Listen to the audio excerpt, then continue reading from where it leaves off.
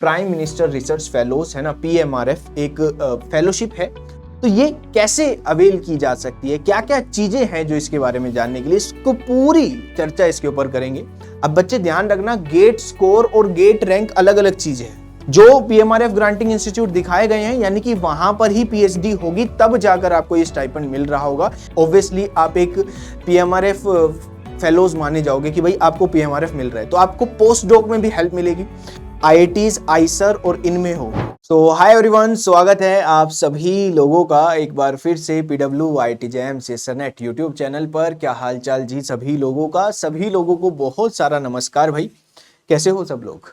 तो आज एक बहुत इंपॉर्टेंट टॉपिक के बारे में हम डिस्कस करेंगे, एक ऐसी बात जो हमें पता होनी चाहिए, दैट इज PMRF। ये वीडियो सभी लोगों के लिए होने वाला है ना, चाहे वो केमिस्ट्री से हो, फिजिक्स से हो, मैथ से हो, चाहे बायोटेक्नोलॉजी से हो, सभी लोगों के लिए होने वाला है ना।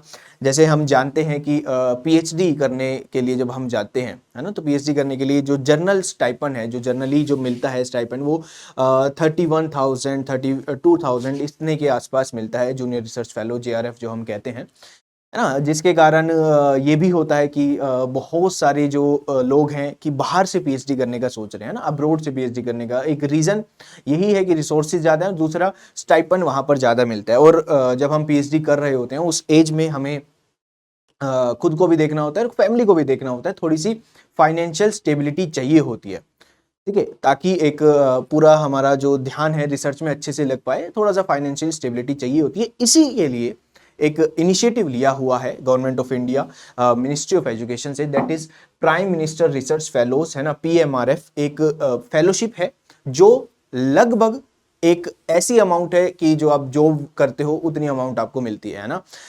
एक अच्छी खासी अमाउंट आपको मिलती है। फर्स्ट ईयर सेकंड ईयर में 70,000, देन 75 एंड देन 80,000 आपको मिलती है। तो यानी एक है ना प्रॉपर अच्छा खासा पैकेज बन जाता है। तो ये कैसे अवेल की जा सकती है, क्या क्या चीजें हैं जो इसके बारे में जानने के लिए इसको पूरी चर्चा इसके ऊपर करेंगे, है ना। ऑब्वियसली जब इतना स्टाइपेंड, इतना ड्रास्टिक चेंज है, 30 से आप लगा लो 31 से सीधा 70, एकदम डबल से भी ज्यादा, है ना। तो इतना चेंज है तो कुछ चीजें जाननी जरूरी है, कैसे ये अवेल की जा सकती है, वो सारी बातें, सारा चर्चाएं आज हम इसके ऊपर करने वाले हैं। देखो, सबसे पहले एक पूरी वीडियो में बार बार ये बातें आएंगी PMRF ग्रांटिंग इंस्टीट्यूट की, PMRF किस किस इंस्टीट्यूट में मिल सकता है ना, सब जगह नहीं, किसी किसी इंस्टीट्यूट में है। और ये चीजें आपको PMRF जब आप कभी अप्लाई करने जाओगे तब भी पता लगेगा, मगर आज थोड़ा सा जान लो कि क्या क्या चीजें होती है। IITs, आइसर्स, BHU, JNU, HCU, DU, JMI, AMU and NIT Trichy, ये भी एक PMRF ग्रांटिंग इंस्टीट्यूट में ऐड हुई है ना। ज़्यादा टाइम नहीं हुआ है जिसमें NIT त्रिची को भी ऐड किया गया है। ये एक PMRF ग्रांटिंग इंस्टीट्यूट है, मतलब कि यहाँ पर PMRF मिलता है ना। IITs, आइसर्स वगैरह इधर अप्लाई कर सकते हैं, मतलब इसमें आप PhD करोगे तो आपको PMRF मिलेगा। अब PMRF मिलेगा कैसे, उसके लिए आपके पास दो स्कीम होती है ना। कैसे PMRF मिलता है, एक डायरेक्ट एंट्री स्कीम होती है, एक लेटरल एंट्री स्कीम होती है। डायरेक्ट एंट्री स्कीम होती है मतलब कि आप मास्टर्स के बाद जा रहे हो, है ना, आप किसके बाद जा रहे हो, मास्टर्स के बाद, MSc या फिर आप अपने BTech के बाद फिर जा रहे हो, इसके बाद आप जा रहे हो PhD में, ठीक है। तो ये डायरेक्ट एंट्री, आप PhD में एंटर करने गए तभी आप डायरेक्ट एंट्री कर रहे हो कि मुझे अब आप PMRF के लिए अप्लाई कर रहे हो, या फिर आप PhD में हो, आप PhD में हो और तब आप अप्लाई कर रहे हो, है ना। आप PhD में हो तो आप अप्लाई कर रहे हो, उसे लेटरल एंट्री स्कीम भी हम कहते हैं। दोनों की ही चर्चाएं हमें करनी है, दोनों की ही बातें हमें करनी है, डायरेक्ट की भी और लेटरल की भी। सबसे पहले हम डायरेक्ट एंट्री स्कीम की बात करेंगे कि ये कहां पर किस तरीके से होती है। देखो, इसके लिए भी दो क्राइटेरिया है। एक वो बच्चे, है ना, जो IITs, या तो एक ये देख लो जो IITs से हैं, IITs से हैं, NITs से हैं, है ना, IIT से है, NIT से है और ट्रिपल IIT से है ना। इनसे IITs, NITs और ट्रिपल IITs, इन लोगों से है, या फिर आइसर भी इसमें आता है। इन लोगों से इस जगह से अपना क्या कर रहे हैं, इस जगह से अपना एक तरीके से मास्टर्स कर रहे हैं या BTech कर रहे हैं, यहां से कर रहे हैं, और फिर वो PhD के लिए जाना चाहते हैं। उनका जो अभी मास्टर्स के दौरान का जो इंस्टीट्यूट है वो कौन सा है, ये है। तो उनको क्या क्या चाहिए वो मैं आपको बता देता हूं। उनको आपका सीजीपीए चाहिए, सीजीपीए लगभग आपका होना चाहिए, यहां पर व्हाइट पेन से ले लेते हैं, सीजीपीए 8+ होना चाहिए, सीजीपीए जो चाहिए वो 8+ होना चाहिए, जो इस जगह से है 8+ होना चाहिए, ये बात ध्यान रखना, मतलब कि 8 होना चाहिए, 8+ हम कह सकते हैं, जो लोग कहां से हैं, यहां से हैं, ये बात ध्यान रखना। मगर इन कॉलेज से नहीं है, अदर इंस्टीट्यूट है, अदर इंस्टीट्यूट कोई भी सेंट्रल यूनिवर्सिटी से है, अदर इंस्टीट्यूट से है, तो उसमें आपको अप्लाई करने के लिए, सिर्फ अप्लाई करने की बातें हो रही हैं। अभी अप्लाई करने के लिए क्या क्या चीजों की जरूरत होती है वो भी मैं बताऊंगा। ये किसके लिए, डायरेक्ट एंट्री स्कीम उनके लिए है जो मास्टर्स के बाद जाएंगे या बीटेक के बाद जाएंगे।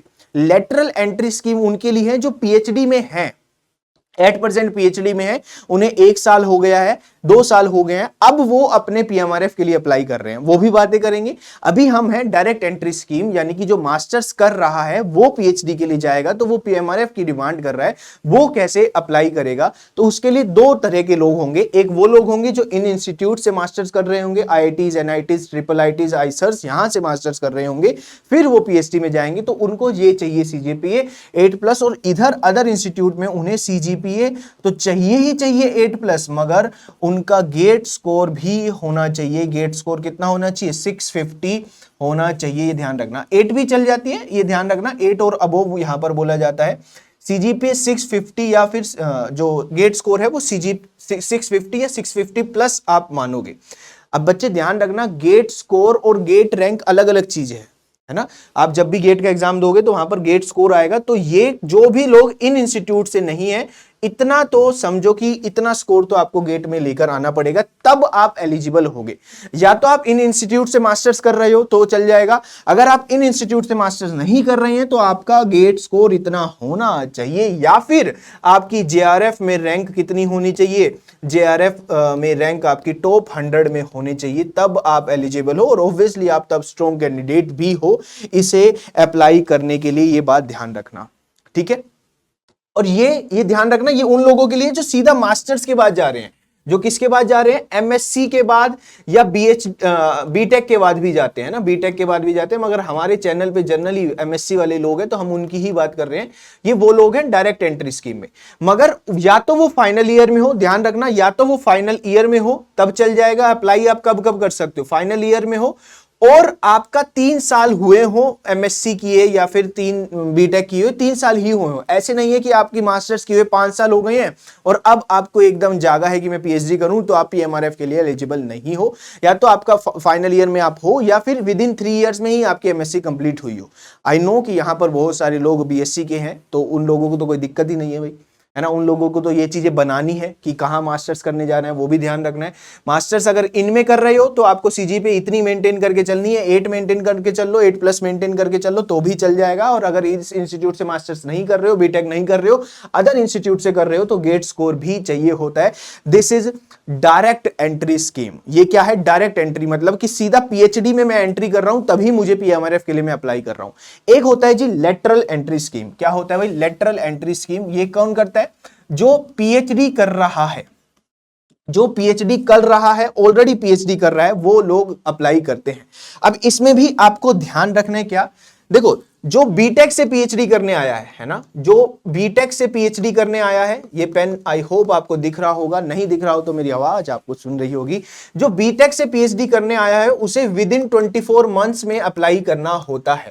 विद इन 24 मंथ्स में उसे अप्लाई करना होता है पीएमआरएफ के लिए। ये बात ध्यान रखना, पीएमआरएफ के लिए उसे विद इन 24 मंथ्स के लिए अप्लाई करना होता है।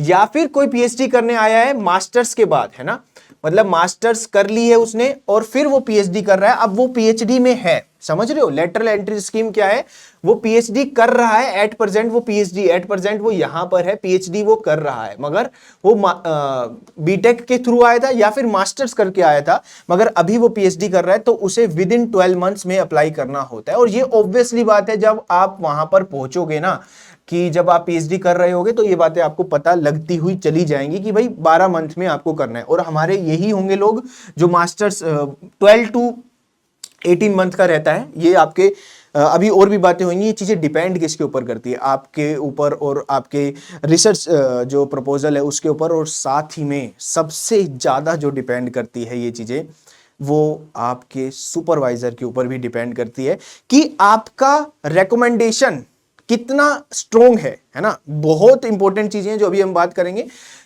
तो अभी जस्ट मैंने आपको बात करी है, एक होती है लेटरल एंट्री स्कीम, ये उन लोगों के लिए जो एट प्रेजेंट किस में है, पीएचडी में है, एट प्रेजेंट पीएचडी में है, वो लोग करेंगे। विद इन 24 मंथ्स में अप्लाई कर सकते हैं और विद इन 12 मंथ में अप्लाई कर सकते हैं, ये बात ध्यान रखी जाए। मगर उनके लिए उनको जो उनका कोर्स वर्क होता है, पीएचडी में आप कोर्स वर्क करते हो भाई पहले, है ना, सेमेस्टर आपको पढ़ने पड़ते हैं, कुछ 4 कोर्स लेने पड़ते हैं, उसमें आपका सीजीपीए कितना होना चाहिए, 8.5 से प्लस होना चाहिए, ये बात ध्यान रखना। This is lateral entry scheme. ये क्या है जी, डायरेक्ट एंट्री स्कीम है। मतलब जो लोग आईआईटीज, मतलब जो मास्टर्स कर रहे हैं, अभी 8% मास्टर्स में है, पीएचडी में एंट्री नहीं लिखी है, मगर एंट्री रखना चाहते हैं सीधा पीएमआरएफ के थ्रू, उन लोगों के लिए है ये डायरेक्ट एंट्री स्कीम। ये सारी इंफॉर्मेशन यहां पर आ जाएगी। बहुत काम की वीडियो होने वाली है, ये बात ध्यान रखना, बहुत काम की वीडियो ये होने वाली है, ठीक है जी।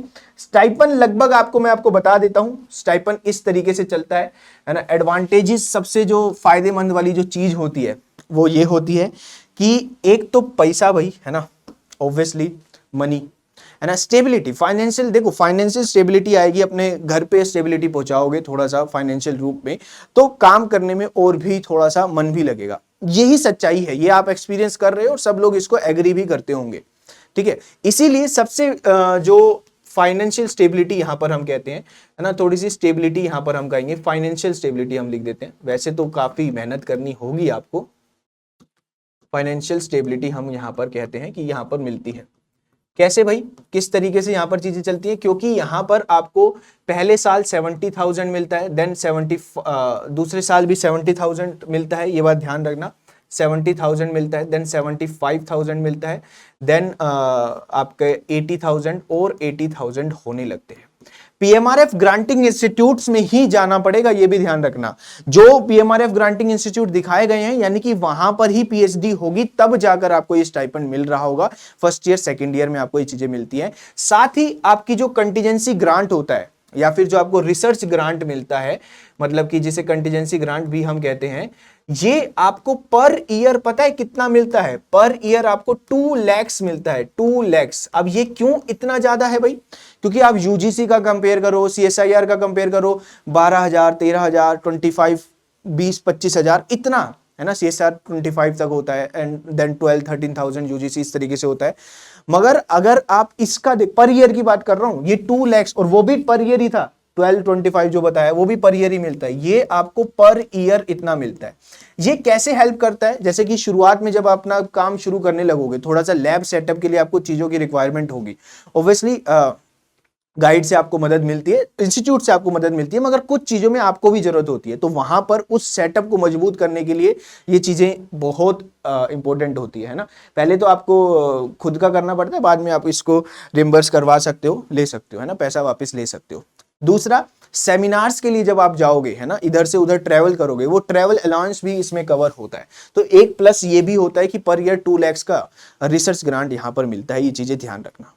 अब इसको करने के लिए ये तो चीजें हमने देखी हैं, ये चीजें तो हमने देखी है, ये तो बेसिक बातें हो गई कि भाई डायरेक्ट एंट्री में इतना होना चाहिए कि या तो हम इस इंस्टीट्यूट में मास्टर्स कर रहे हैं या बीटेक कर रहे हैं तो हमारा सीजीपी 8 से ऊपर हो और हम पीएचडी के लिए मतलब एप्लीकेबल है, और अगर हम इंस्टीट्यूट में नहीं है तो हमारा गेट स्कोर इतना 650 हो, टॉप 100 में या जेआरएफ हो, तो हम एप्लीकेबल है। मगर साथ साथ क्या और चाहिए होता है ये भी ध्यान रखना। देखो, एक तो आपका सीवी अच्छा हो, है ना, आपका सीवी एक अच्छा हो, जिसके लिए मतलब ये बिल्कुल क्लियर बातें हैं।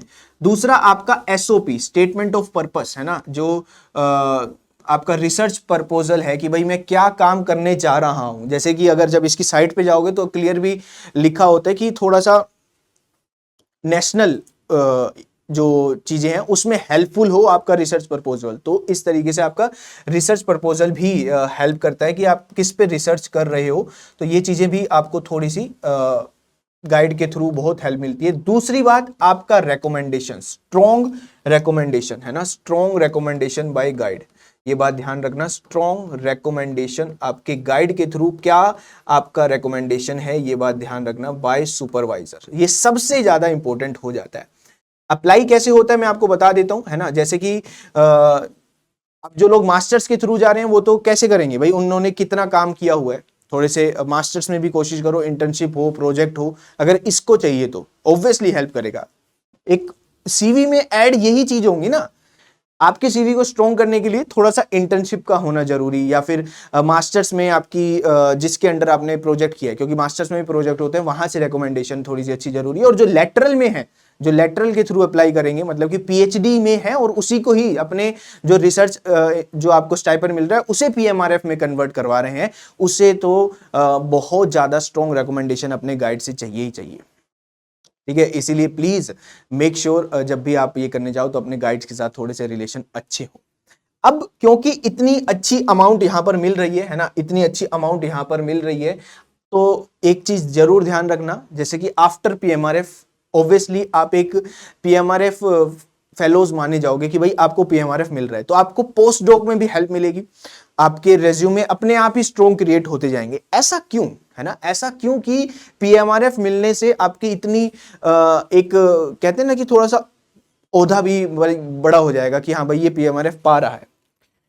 सिर्फ ये वजह नहीं होगी कि आपको पैसा मिल रहा है, ये वजह होगी कि आप पीएमआरएफ में अच्छे से सरवाइव भी कर रहे हो, क्योंकि यहां पर हर साल आपकी चेक मतलब होते हैं कि आप कैसे how you are growing in your research, है ना, रिसर्च में आप कैसे ग्रो कर रहे हो, आपके आइडियाज कैसे काम कर रहे हैं, आप कुछ कर भी रहे हो या नहीं। कई कई इंस्टीट्यूट में तो पर्टिकुलरली ये भी होता है कि पेपर भी निकलने चाहिए हर साल के हिसाब से, तभी आगे कंटिन्यू कर पाते हैं, otherwise they can terminate your PMRF, आपके इस अमाउंट को टर्मिनेट किया जा सकता है। तो इसीलिए पीएमआरएफ एक इंपॉर्टेंट चीज होती है। जो इंसान पीएमआरएफ पाके पीएचडी कर चुका है, यानी कि उसने अच्छे से रिगरस एकदम चेकिंग के बाद, पूरी एनालाइज के बाद कि भाई कैसा उसने काम किया है, उसको अच्छे से रिकॉग्नाइज किया जाएगा कि हाँ ये पीएमआरएफ फेलो है, इसने अपनी मतलब, क्योंकि ना इसमें रेगुलर हर ईयर पे आपको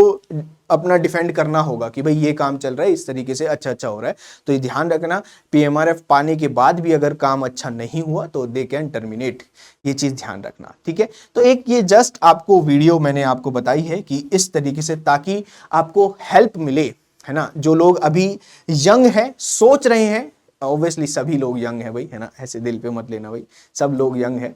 जो यंग इन द सेंस जो बीएससी करके अभी मास्टर्स में जा रहे हैं या मास्टर्स में हैं एट प्रेजेंट, वो लोग प्लीज इसके बारे में सोचें थोड़ा सा। डायरेक्ट एंट्री स्कीम वो है जब आप अभी मास्टर्स में हो और आप पीएचडी में जा रहे हो, है ना। थोड़ा सा मैं आपको एक बार कंक्लूड कर देता हूँ, आप अभी मास्टर्स में हो और आपको पीएचडी में जाना है, तो आप जो पीएमआरएफ का वेब पोर्टल है वहां पर सारी चीजें अप्लाई करोगे कि इस तरीके से मेरा स्टेटमेंट ऑफ पर्पस या मेरा सीवी या ये चीजें हैं, मैं अप्लाई करना चाह रहा हूं। जरूरत क्या है, किन चीजों की जरूरत है, अगर आप आईआईटीज, आईसर और इनमें हो, ऑब्वियसली ये पीएमआरएफ मिलेगा कहां पर, पीएमआरएफ ग्रांटेड इंस्टीट्यूट जो सबसे पहले आपको दिखाए हैं, आईआईटीज हो गया, आईसर हो गया, एनआईटीज हो गए, एचसीयू हो गया, डीयू हो गया, जेएनयू हो गया, ये ग्रांटिंग इंस्टीट्यूट है, यहां पर आपको मिल जाएगा। ठीक है, तो इस तरीके से जो लोग इन आईआईटीज, आईसर्स और एनआईटीज से नहीं है, वो कैसे अप्लाई करेंगे, वो डायरेक्ट एंट्री स्कीम में कैसे जाएंगे, उनके पास गेट स्कोर होना चाहिए। बस जो आईआईटीज और एनआईटीज से होते हैं, इनके पास गेट स्कोर नहीं होता तो भी चल जाता है इनका मामला कि हाँ भाई ये एप्लीकेबल है, अप्लाई करने के लिए एप्लीकेबल है। दूसरा होता है लेटरल एंट्री स्कीम, दोनों की अपनी अपनी सीट्स होती हैं। लेटरल एंट्री स्कीम्स उन लोगों के लिए जो एट प्रेजेंट पीएचडी में है, मतलब मुझे 1 साल हो गया, मुझे 8 महीने हो गए, अब मुझे अपना पीएचडी कन्वर्ट करवाना है, मतलब कि जो मेरा रिसर्च फेलोशिप आ रहा है उसे कन्वर्ट करवाना है पीएमआरएफ फेलोशिप में, मैं उतना चाहता हूं कि वो कन्वर्ट हो जाए, तो मैं लेटरल एंट्री स्कीम के थ्रू अप्लाई करूंगा। वहां पर भी आपके गाइड का बहुत अहम रोल आ जाता है कि आपका जो काम करने का पर्पज है या फिर आपके जो रिसर्च आइडियाज हैं वो स्ट्रॉन्ग है, बहुत इंपॉर्टेंट है, तो आपको रिकमेंडेशन एक स्ट्रॉन्ग मिलती है और फिर आपको थोड़ा सा चांसेस बढ़ जाते हैं कि आप पीएमआरएफ पा सको। ठीक है, और जब पीएमआरएफ फिर मिलता है तो इस हिसाब से स्टाइपेंड चेंज हो जाता है, 70,000 70। अब ये भी ऐसा होता है कि 4 साल मिलता है कईयों को, मास्टर्स करने वाले जो जाते हैं, मास्टर्स के बाद जो पीएचडी करने जाते हैं उन्हें जनरली 4 साल मिलता है, और जो बीटेक के बाद जाते हैं उन्हें 5 साल मिलता है, मगर स्टाइपेंड की अमाउंट वही रहती है, 70,000 75 और 80 इस स्टेज पर मिलता है, इस लेवल पर मिलता है। ठीक है, हाँ हर साल एक रिव्यू जरूर होता है कि कैसा आप ग्रो कर रहे हो अपनी पीएचडी में, तो ये चीज ध्यान रखना और अपने जर्नी को इस तरीके से क्रिएट करने की सोचना। उम्मीद करता हूँ ये छोटी छोटी जो बातें हैं, छोटी छोटी खास बातें हैं जो आपको हेल्प करेंगी और कुछ सोचने के लिए, कुछ करने के लिए थोड़ा सा मोटिवेट करेंगी, है ना। तो ये पीएमआरएफ के बारे में सारी बातें जो आपको जाननी चाहिए, है ना। और इसके बारे में आप सोच सकते हो कि ये एक रास्ता, एक जरिया होना चाहिए। जिनको पीएचडी करनी है, जिनको रिसर्च में जाना है, उनके लिए ये वीडियो बहुत हेल्पफुल होगी, क्योंकि उन्हें ये जानना जरूरी भी है और उनका काम भी है इस चीज़ को जानना। ठीक है जी, चलिए, थैंक यू सो मच। उम्मीद करता हूँ ये वीडियो आपको हेल्पफुल लगी होगी, काम आई होगी। जहाँ पर भी, जिस भी क्लास में, जिस भी पोजीशन पर हो, जिस भी जगह तैयारी कर रहे हो, जिस भी एग्जाम की तैयारी कर रहे हो, उम्मीद करता हूँ बढ़िया तैयारी कर रहे होंगे। Best of luck. इसी तरीके से मन लगा के पढ़ते रहिए। पढ़ा हुआ कहीं ना कहीं जरूर काम आता है, ये ध्यान रखना। Thank you so much. Bye bye, take care.